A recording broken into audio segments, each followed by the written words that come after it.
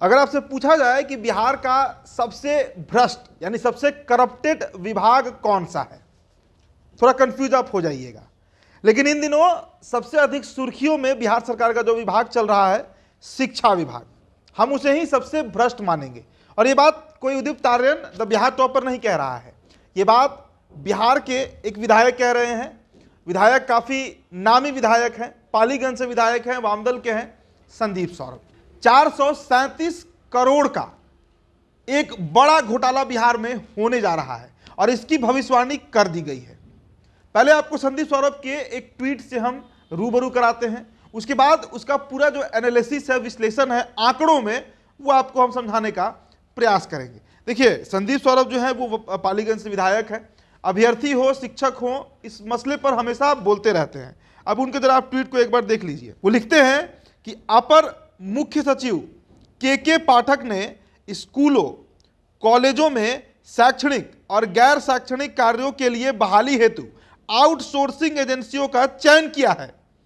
इन बहालियों में स्वाभाविक है कि आरक्षण रोस्टर का पालन नहीं हो रहा है, इसके किसी तरह का टेंडर भी नहीं हुआ है।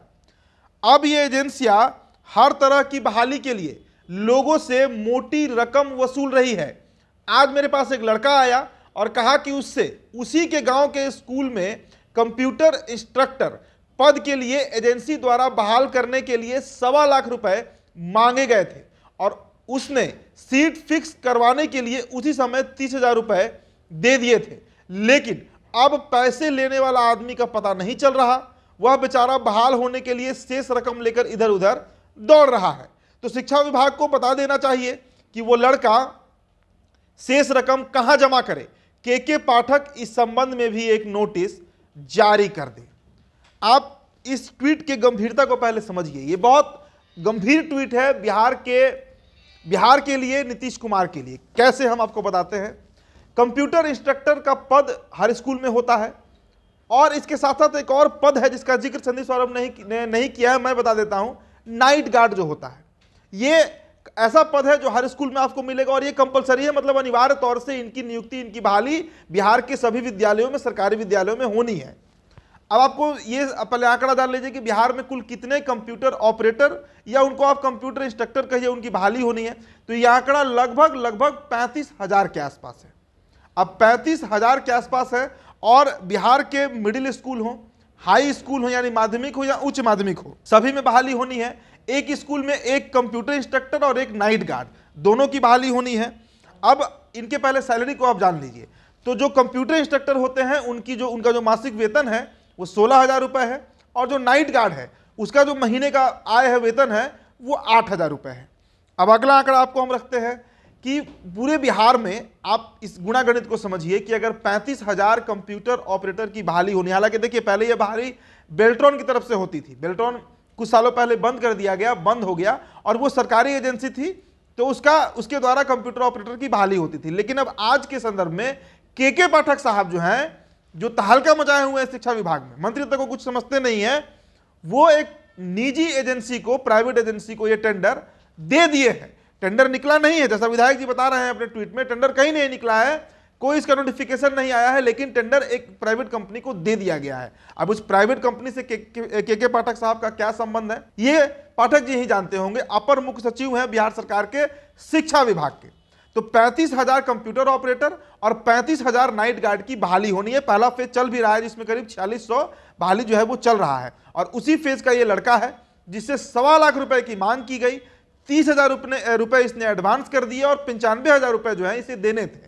लेकिन जो व्यक्ति इसे 30,000 रुपया लिया वो अब गायब है, वो नदारद हो गया है और अब वो लड़का भटक रहा है कि आखिर 95,000 किसको दिया जाए कि उसी के गांव के स्कूल में उसे कंप्यूटर ऑपरेटर के पद पर बहाल कर दिया जाए और उसे महीने का 16,000 रुपये वेतन मिले। हालांकि 16,000 नहीं मिलेगा, उस पर भी हम आएंगे, लेकिन पहले जरा ये आंकड़े आप समझिए कि 35,000 अगर कंप्यूटर ऑपरेटर की बहाली होती है और एक कंप्यूटर ऑपरेटर से ये एजेंसी 1.25 लाख रुपए ले रही है, तो इस गुणा गणित से उस एजेंसी को 437 करोड़ रुपए, 437 करोड़ रुपए, ये आंकड़े आप नोट कर लीजिए, मिलने जा रहे हैं।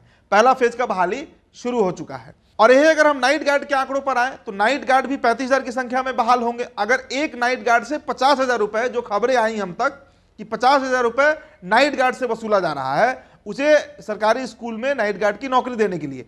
तो ये आंकड़ा जो है वो करीब करीब 174 करोड़ चला जा रहा है, 174 करोड़, 174 करोड़, और कंप्यूटर ऑपरेटर का 437 करोड़। तो इस दोनों को आप जोड़ लीजिए, आपको समझ आ जाएगा कि करीब करीब 625 करोड़ रुपए का एक बड़ा स्कैम, एक बड़ा घोटाला जो है वो बिहार में शिक्षा विभाग करने जा रही है, जिसके अपर मुख्य सचिव के पाठक हैं।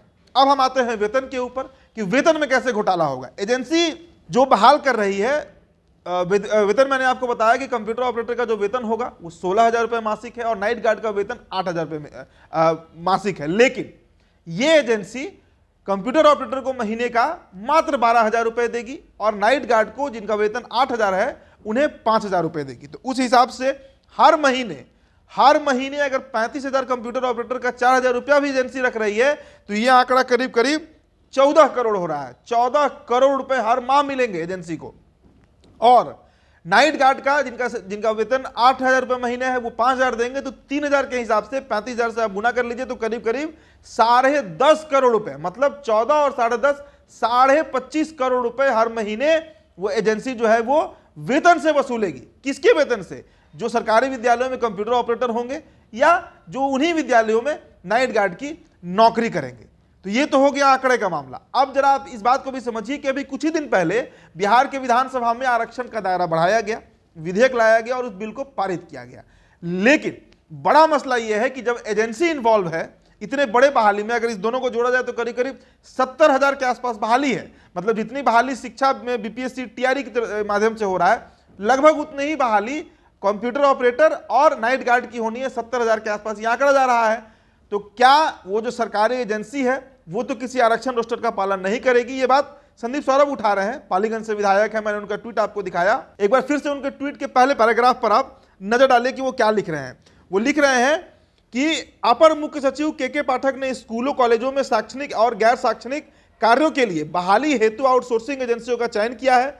इन बहालियों में स्वाभाविक है कि आरक्षण रोस्टर का पालन नहीं हो रहा है, इसके किसी तरह का टेंडर भी नहीं हुआ है। तो आरक्षण का जो मुद्दा है जिस पर सरकार खेल रही है 2024 के लोकसभा चुनाव से लेकर 2025 के बिहार विधानसभा चुनाव पर, सवाल बिहार सरकार से यही है कि एक तरफ 625 करोड़ का घोटाला होने जा रहा है और हर महीने 25.5 करोड़ का वसूली एजेंसी अलग करेगी इन सरकारी विद्यालयों के कर्मचारियों से। और इसके अलावा जिस आरक्षण की बात बिहार सरकार लगातार करती है वो आरक्षण क्या जो प्राइवेट एजेंसीज, जो निजी एजेंसीज इन्वॉल्व हैं इस पूरे प्रक्रिया में, बहाली के प्रक्रिया में, वो पालन करेंगी? तय सी बात है, लाजमी सी बात है कि उसका पालन नहीं किया जाएगा। तो अब आप खुद आकलन कर लीजिए कि बिहार में जो शिक्षा विभाग है जिसमें सीना चौड़ा कर कर के पाठक काम कर रहे हैं, उनके नाक के ठीक नीचे इस तरह का काम हो रहा है। इतना बड़ा करप्शन हो रहा है, आरक्षण को दरकिनार किया जा रहा है, नजरअंदाज किया जा रहा है। लेकिन नीतीश कुमार क्या कर रहे हैं? और सबसे बड़ा मसला है कि इस ट्वीट में तेजस्वी यादव को भी टैग किया गया है और प्रोफेसर डॉक्टर चंद्रशेखर को भी टैग किया गया है। मतलब जो शिक्षा मंत्री हैं और जो बिहार के उप मुख्यमंत्री हैं। और नीतीश कुमार तो इसमें है ही। नीतीश कुमार तो सब जानते होंगे क्योंकि उनको पता है, उनको एक एक काम पे वो नजर रखते हैं, जैसा वो हर बार बोलते हैं। तो इस काम पर नजर आखिरकार बिहार के मुख्यमंत्री नीतीश कुमार का कब जाएगा? तो ये रिपोर्ट हमने आपके सामने रख दिया है, पूरा आंकड़ों के साथ रख दिया है। अब आप खुद आकलन कर लीजिए कि इन एजेंसियों के माध्यम से जो बहाली हो रही है उसमें अगर आपको बिहार में कंप्यूटर ऑपरेटर बनना है तो 1.25 लाख रुपया तैयार रखिए, नाइट गार्ड बनना है तो आप 50,000 रुपये तैयार रखिए और उसके बाद महीने के वेतन से भी आपको 4-4 हज़ार 3-3 हज़ार रुपया देना पड़ेगा।